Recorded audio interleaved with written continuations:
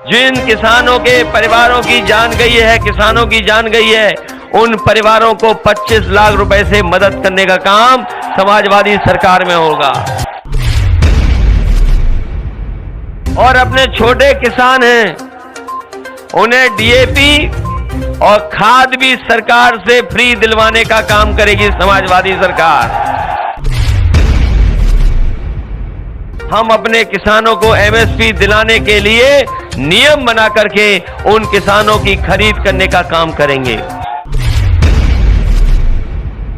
इसलिए समाजवादी पार्टी ने तय किया है कि हमें अगर पेट्रोल भी फ्री देना पड़ा तो देने का काम करेंगे। समाजवादी सरकार बनेगी तो किसी को 300 यूनिट के लिए कोई पैसा देना नहीं पड़ेगा। 300 यूनिट बिजली फ्री होगी। ये किसानों के बेटे हैं, बताओ आय दोगुनी हो गई कि नहीं हो गई? यही बीजेपी ने कहा था कि नहीं कहा था? और अभी जब खाद लेने गए होगे आप लोग, तो बताओ खाद मिल पाई आपको कि नहीं मिल पाई? न खाद मिली, न कीटनाशक दवाई मिली, न डीएपी मिली। और अगर फसल आपने तैयार कर ली होगी तो उसकी कोई कीमत भी नहीं सरकार दे पाई। 3 काले कानून लाए गए थे, किसानों ने विरोध किया, आंदोलन किया। हम बधाई देना चाहते अपने किसान भाइयों को कि जिन्होंने संघर्ष कर करके सरकार को झुकाने का काम किया और सरकार को तीनों काले कानून वापस लेने पड़ गए। लेकिन 700 किसान शहीद हुए हैं, 700 से ज्यादा किसान शहीद हुए हैं। किसी की मदद नहीं की भारतीय जनता पार्टी ने। 700 से ज्यादा किसान शहीद हुए हैं, किसी की मदद नहीं हुई। समाजवादी पार्टी ने तय किया है कि किसानों के याद में किसान स्मारक के साथ साथ जिन किसानों के परिवारों की जान गई है, किसानों की जान गई है, उन परिवारों को 25 लाख रुपए से मदद करने का काम समाजवादी सरकार में होगा। ये हम किसानों को सुविधाएं देने जा रहे हैं। और अपने छोटे किसान हैं, उन्हें डीएपी और खाद भी सरकार से फ्री दिलवाने का काम करेगी समाजवादी सरकार। और अगर हमें किसानों की फसल के लिए खरीदने के लिए अगर मंडी से लेकर के खरीद केंद्र बनाने पड़ेंगे तो खरीद केंद्र बना करके हम अपने किसानों को एमएसपी दिलाने के लिए नियम बना करके उन किसानों की खरीद करने का काम करेंगे। हमारा किसान तो है ही तकलीफ परेशानी में, महंगाई से। यहां भी डीजल पेट्रोल महंगा हो गया होगा। बताओ महंगा हो गया कि नहीं हो गया? 100 के पार हो गया नहीं हो गया? यही बीजेपी वाले कह रहे थे कि हवाई चप्पल वाले हवाई जहाज में चलेंगे। जब से डीजल पेट्रोल महंगा हुआ है, हमारे गरीबों की गाड़ी नहीं चल पा रही, मोटरसाइकिल नहीं चल पा रही। इसीलिए समाजवादी पार्टी ने तय किया है कि हमें अगर पेट्रोल भी फ्री देना पड़ा तो देने का काम करेंगे।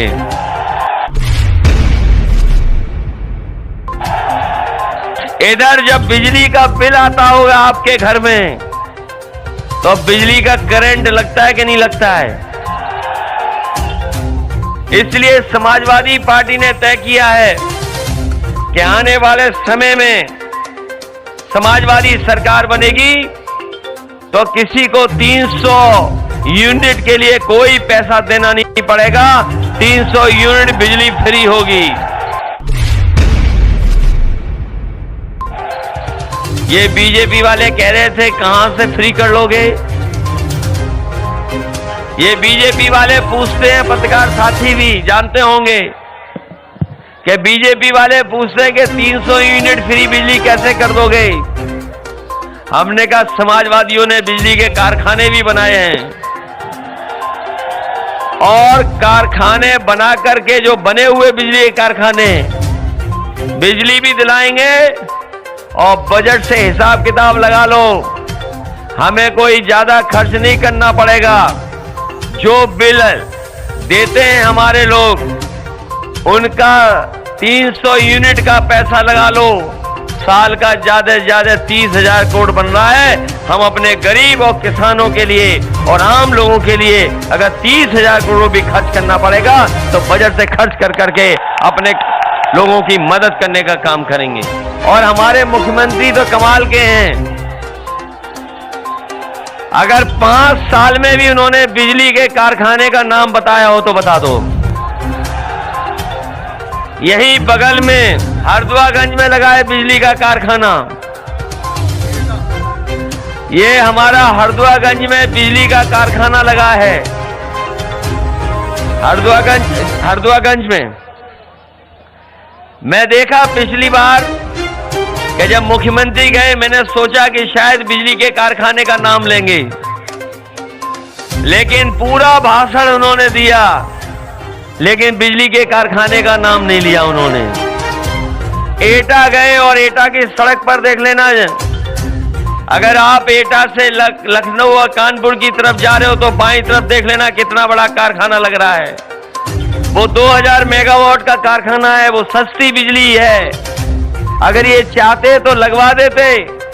ये डबल इंजन की सरकार पता नहीं कहां रफ्तार बढ़ाई थी, इन्होंने बिजली का कारखाना नहीं लगने दिया और अभी तक नाम नहीं ले पाए हैं। बताओ उनके मुंह से कभी सुनाओ 3x660 super critical thermal plant? अगर उनके मुंह से सुना हो तो बता दो। और पत्रकार साथी हम आपसे दावा करते हैं कि वो 3x660 super critical thermal plant कभी नहीं कह सकते। और उनका सबसे बढ़िया काम था सांड पकड़ने का, वो भी नहीं पकड़ पा रहे। बताओ, सांड खुले घूम रहे हैं, किसानों को बर्बाद किया है। इसीलिए हमने तय किया कि बड़ी संख्या में उत्तर प्रदेश में सांडों से लोगों की जान गई है, बड़ी जाने गई हैं। आप पता कर लो, हर दिन अखबार में पढ़ने का मिलता था क्या इधर सांड ने मार दिया, उधर सांड ने सींग मार दिए, और कभी गाड़ी में एक्सीडेंट हो गया। और अभी हमें मंच पे बता रहे कि परसों सांड ने हाथरस में मार दिया। तो आए नहीं हाथरस में, तो हाथरस में किसने मार दिया? सांड ने मार दिया। इसीलिए हमने कहा कि अगर हमें 5 लाख रुपए से भी मदद करनी पड़ेगी ऐसे परिवारों की, तो समाजवादी सरकार में उन परिवारों की मदद करने का काम करेंगे। इधर आपने तस्वीर देखी होंगी मुख्यमंत्री जी की लखनऊ की, स्टेडियम में बहुत सारे उन्होंने लैपटॉप बांटे, स्मार्टफोन बांट दिए, टैबलेट बांट दी। बताओ हमारे हाथरस के नौजवानों किसको मिला है? किसी को मिला कि नहीं मिला? और इसलिए नहीं मिला क्योंकि हमारे बाबा मुख्यमंत्री उसको चलाना नहीं जानते। इधर तो हम देखते हैं हमारे गांव के लोग भी मोबाइल चलाने लगे हैं। आदरणीय रामजा सोहन जी भी चला लेते होंगे स्मार्टफोन, वो भी चला लेते हैं, लेकिन आपके बाबा मुख्यमंत्री नहीं चला पाते, इसीलिए नहीं मिला। और अब कह रहे हैं कि गर्मी निकाल देंगे, गर्मी निकाल देंगे। कभी आप फ्रिज ठीक कराने गए अपने कि नहीं गए? अगर फ्रिज ठीक कराना होता है तो कहते हैं कि कंप्रेसर खराब हो गया है इसलिए ठंडा नहीं कर रहा है। तो बताओ हमारे मुख्यमंत्री क्या कंप्रेसर है जो गर्मी निकाल देंगे? लेकिन हम अपने नौजवानों को कह करके जा रहे हैं, अगर ये गर्मी निकालने की बात कर रहे हैं तो समाजवादी सरकार बनेगी तो फौज से लेकर के पुलिस में नौकरी निकाल करके आपको रोजगार और आपके भविष्य को बनाने का काम करेंगे। समाजवादी पार्टी ने तय किया है कि जितने भी खाली पद हैं, जितने भी खाली वैकेंसी हैं, उनको भरने का काम समाजवादी सरकार में होगा, जिससे नौजवानों को नौकरी और रोजगार मिल जाए। हमने देखा लखनऊ में ये बीएड वाले लोग न जाने कितना आंदोलन किए हैं। ये पिछले कितने वर्षों से भटक रहे हैं। ये भटक रहे, बीटीसी वाले भटक रहे। ये शिक्षा मित्रों को न जाने कितना अपमानित होना पड़ा। 69,000 वालों को न जाने कितनी बार लाठी खानी पड़ी। और रोजगार सेवक से लेकर के बहुत सारी ऐसी नौकरियां जिनको भारतीय जनता पार्टी ने जानबूझ करके उलझाने का काम किया। और उलझाने का इसलिए काम किया कि हमारे नौजवानों को नौकरी न मिल जाए। इसीलिए आपने देखा होगा समय समय पर इन्हें परीक्षा रद्द करनी पड़ी। न केवल परीक्षा रद्द हुई है, बल्कि ये सरकार ऐसी है कि कई बार इनका क्वेश्चन पेपर भी लीक हो गया, जिसकी वजह से परीक्षाएं नहीं हो पाई। इसलिए उस व्यवस्था को ठीक कर करके और जितनी भी सरकारी नौकरियां खाली हैं, अभी अनुमान से लगभग 11 लाख नौकरियां खाली हैं, 11 की 11 लाख नौजवानों को देने का काम करेंगे, जिससे कम से कम उनका भविष्य बेहतर हो, आगे बढ़ सकें। न केवल नौकरी, बल्कि हमारे सरकारी कर्मचारी जानते होंगे कि बहुत दिनों से इनकी मांग थी कि पुरानी पेंशन बहाल हो। इस सरकार ने बहाल नहीं किया उनकी पेंशन को। समाजवादी पार्टी ने तय कर लिया है कि सरकार बनेगी तो पुरानी पेंशन को बहाल कर करके अपने कर्मचारियों को सुविधा देने का काम करेंगे।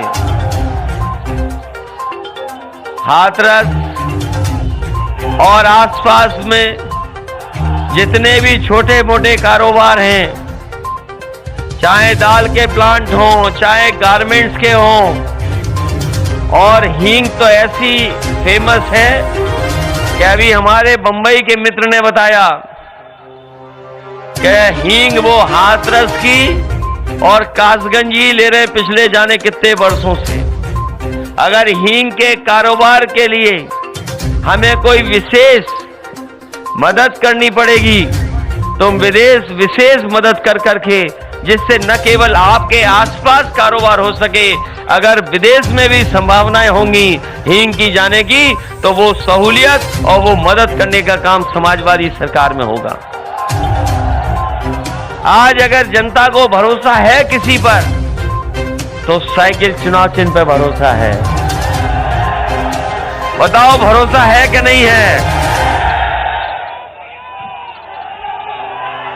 ये बहुत दिनों से यहां पर सीट नहीं निकली है, बहुत दिनों से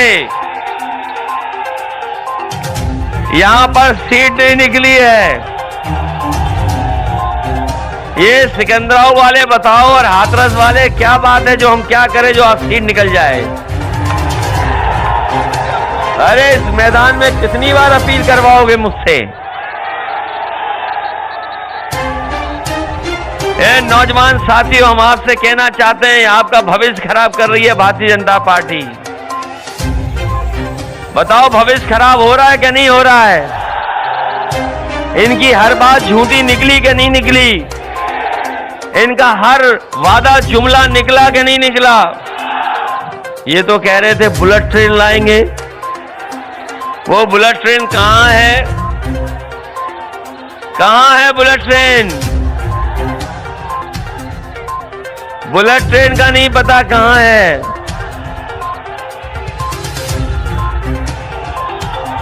और कितने जुमले सुनाए इन्होंने अच्छे दिन वाले। और याद कीजिए, जब मैं पिछली बार आया था 2017 में, मैं इसी मंच पे आया था और मैंने नोटबंदी के बारे में कहा था कि ये रुपया काला सफेद नहीं होता, हमारा आपका लेन देन काला सफेद होता है।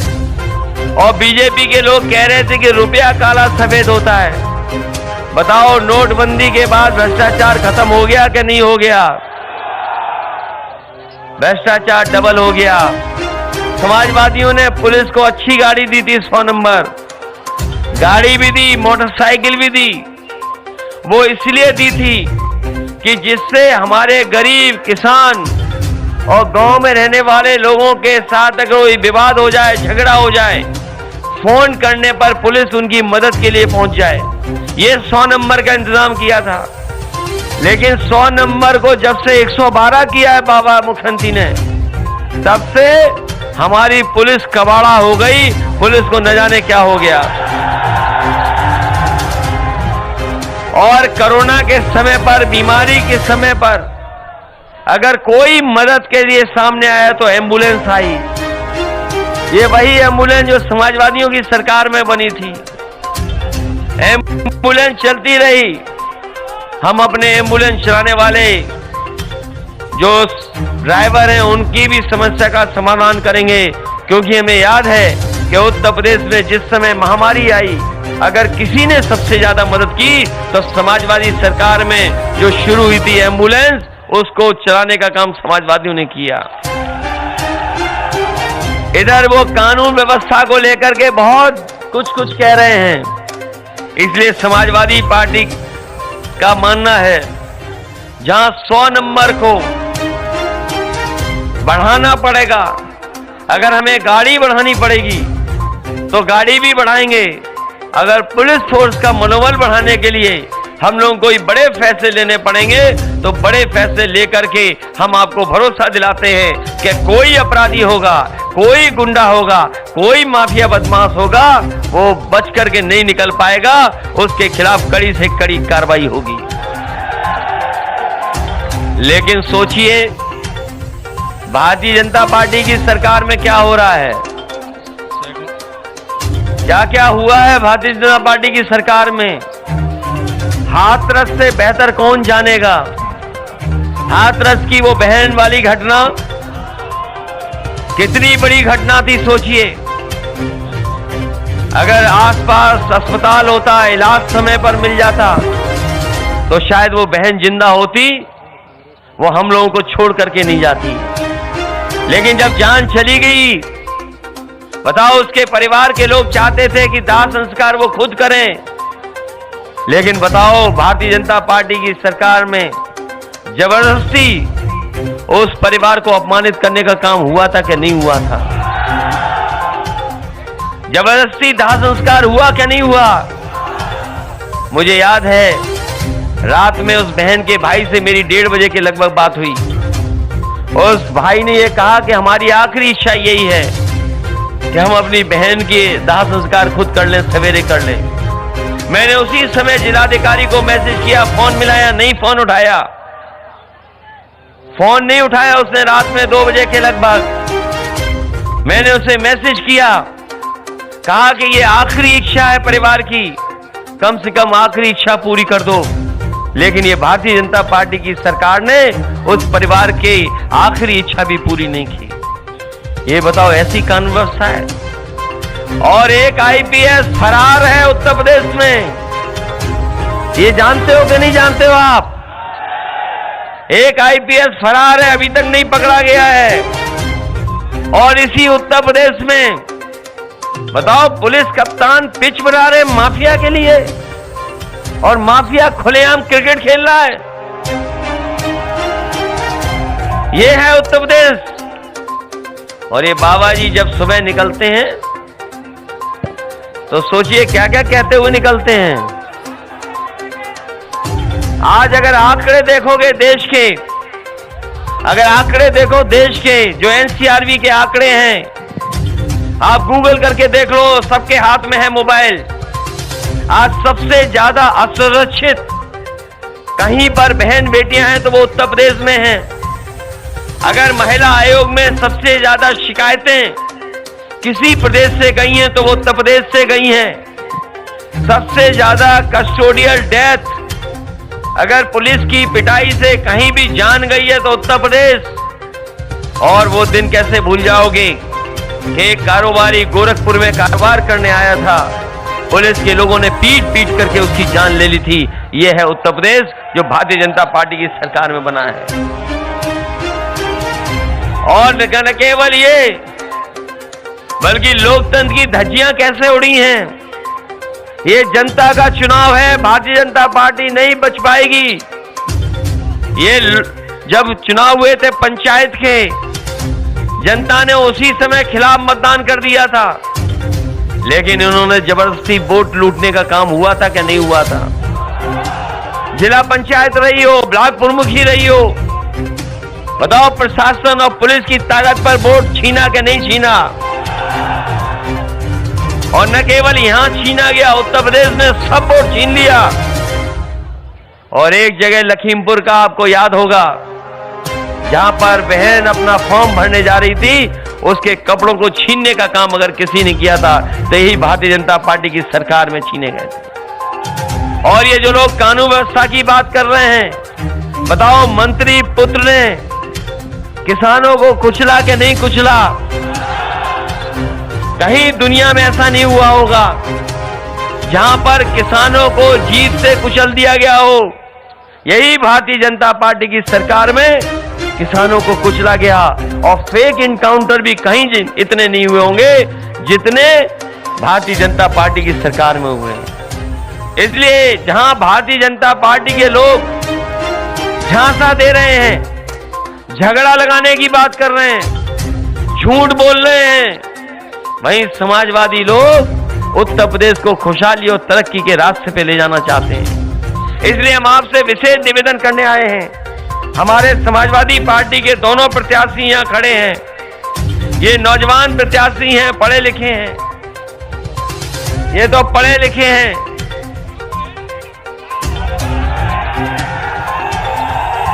ये पढ़े लिखे हैं, डॉक्टर हैं, और हमें लगता है सरकार का इलाज यही करेंगे। ये जो बाबा मुख्यमंत्री टैबलेट देते रहे, वो टैबलेट किसी को नहीं मिली। अब डॉक्टर साहब जीत करके टैबलेट बीजेपी वालों को देंगे। हमारे डॉक्टर साहब को जिताइए। और हमारे दूसरे साथी हैं ब्रजमोहन राही, हाथरस से जो चुनाव लड़ रहे हैं, मैं इनके पक्ष में भी आपसे अपील करना चाहता हूं कि जहां आप डॉक्टर ललित बघेल जी की मदद कर रहे हैं, वहीं आप इनकी भी मदद करना। और गठबंधन के एक और प्रत्याशी हैं जो प्रदेश गुड्डू चौधरी हैं, जिनका चुनाव चिन्ह हैंडपंप है, उनकी भी मदद करना। ये तीनों प्रत्याशी जिताइए। समाजवादी पार्टी ने हर एक को साथ लेने का काम किया है। अगर हैंडपंप को लिया, वहीं महान दल को साथ लिया है। महान दल के लोग भी इस बार समाजवादी पार्टी की मदद कर रहे हैं। और न केवल महान दल, और जब से स्वामी प्रसाद मौर्य जी आए हैं और दारा सिंह चौहान आए हैं, तब से उत्तर प्रदेश का पूरा माहौल बदल गया है। इसलिए जब मंत्री आ रहे हैं आपके साथ, बड़े बड़े मंत्री आ गए छोड़ करके भारतीय जनता पार्टी को, तो सोचिए आपके साथ कितनी ताकत जुड़ गई है। इसलिए इस चुनाव में समाजवादी पार्टी और आरएलडी के सभी प्रत्याशियों की मदद कर देना, यही निवेदन, यही अपील करने आया हूं। और मैं भरोसा दिलाता हूं कि आपके विकास को और यहाँ की खुशहाली को आगे बढ़ा करके हम आगे बढ़ाने का काम करेंगे। साथ ही साथ जो हमारे अहिरिया समाज के लोग हैं, कई वर्षों से वो लगातार लड़ाई लड़ रहे हैं अपने समाज की तमाम समस्या को लेकर के, अपने समाज को सम्मान दिलाने के लिए। ये भारतीय जनता पार्टी के लोग जातियों में भी झगड़ा कराते हैं। कभी कहते हैं ये जाति ज्यादा है, कभी कहते हैं ये जाति ज्यादा है। हम आपको भरोसा दिला के जा रहे हैं कि आने वाले समय में समाजवादी सरकार बनेगी तो 3 महीने के अंदर जाति जनगणना कर करके कौन जाति कितनी है उसकी संख्या बताने का काम भी हम समाजवादी लोग सरकार में करेंगे। वहीं मुझे दुख है इस बात का,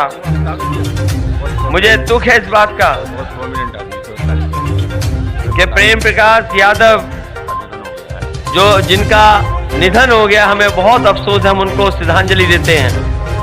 वहीं मैं ये उम्मीद करता हूं अपने सभी साथियों से जो मंच पर हैं, जो सामने हैं, कि ये चुनाव बहुत देश का सबसे बड़ा चुनाव होने जा रहा है। उत्तर प्रदेश का ये उत्तर प्रदेश का चुनाव सबसे बड़ा चुनाव है।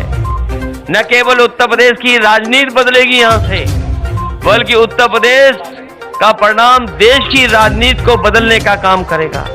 ये चुनाव इसलिए भी जरूरी है कि यहां पर झूठे लोगों ने बहुत झूठे सपने दिखाए हैं। बताओ, झूठे सपने दिखाने वालों को सबक सिखाओगे कि नहीं सिखाओगे? और आपके भविष्य का चुनाव है, लोकतंत्र बचाने का चुनाव है, ये संविधान बचाने का चुनाव है, और अपने किसानों का मान सम्मान का भी चुनाव है, और अपने नौजवानों को रोजगार देने का भी चुनाव है। मुझे पूरी उम्मीद है कि साइकिल और गठबंधन के जितने भी प्रत्याशी हैं जिनका चुनाव हैंडपंप है, उन सबका आप सहयोग करेंगे, मदद करेंगे, एक एक वोट दे करके उन्हें ऐतिहासिक जीत दिलाएंगे। इन्हीं शब्दों के साथ आप सबका बहुत बहुत धन्यवाद और बहुत बहुत आभार प्रकट करता हूं।